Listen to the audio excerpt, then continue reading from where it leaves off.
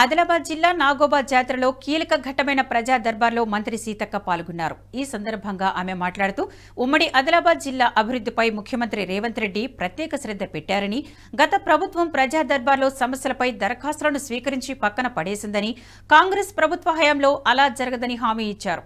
ప్రతి దరఖాస్తును క్షుణ్ణంగా పరిశీలించి సమస్యల పరిష్కారానికి కృషి చేస్తామన్నారు. రాష్ట్ర వ్యాప్తంగా ఈ ప్రజా దర్బార్ కార్యక్రమానికి మంచి రెస్పాన్స్ వస్తోందని, స్వయంగా ముఖ్యమంత్రి రేవంత్ రెడ్డి దృష్టికి వచ్చిన అర్జీలు వెంటనే పరిష్కారం అవుతున్నాయని వెల్లడించారు.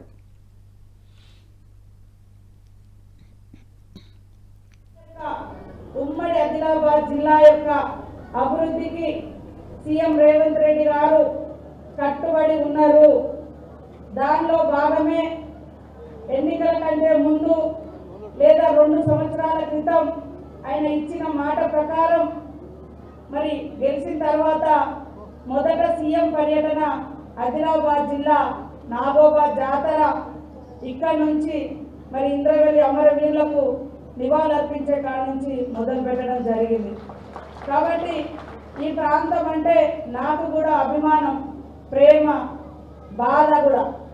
ఇక్కడ ఉన్నటువంటి సమస్యలు తెలిసిన వ్యక్తిగా మరి అక్క అయితే అందరితో పరిచయం ఉన్న వ్యక్తి, ఉద్యమాలలో పనిచేసిన వ్యక్తి, ప్రజలతో కలిసిపోగలుగుతుంది. ఇక్కడ ఉన్నటువంటి వెనుకబాటు మరి మాట్లాడలేనటువంటి వాళ్ళు కూడా చాలా మంది ఉంటారని నన్ను కూడా ఈ జిల్లాకు ఇన్ఛార్జి మంత్రిగా వేసినందుకు కూడా నేను సీఎం రేవంత్ రెడ్డి గారికి ప్రత్యేక ధన్యవాదాలు తెలియజేస్తా ఉన్నాను.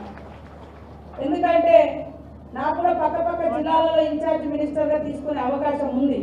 కానీ ఇంత దూరం రావడం, ప్రయాణాలు కష్టమైనా, కానీ కష్టం ఎక్కడ ఉంటుందో అక్కడ, మరి సమస్యలు ఎక్కడ ఉంటాయో అక్కడికి వెళ్తేనే మనలాంటి వాళ్ళమే అక్కడికి వెళ్ళలేనప్పుడు ఇంకెవరు వచ్చి పనిచేస్తారని నేను కూడా నిశ్చయించుకొని ఈ వెనుకబడ్డ జిల్లా, అక్షరంలో అగ్రభాగాన ఉన్నారు, మరి కల్మషం లేనటువంటి జాతులు ఉన్నటువంటి ప్రాంతం, పోరాటాల వారసత్వం ఉన్నటువంటి ప్రాంతం, చారిత్రక స్థలాలు, కట్టడాలు, అదేవిధంగా చరిత్ర ఉన్నటువంటి ప్రాంతం ఉమ్మడి ఆదిలాబాద్ జిల్లాలో.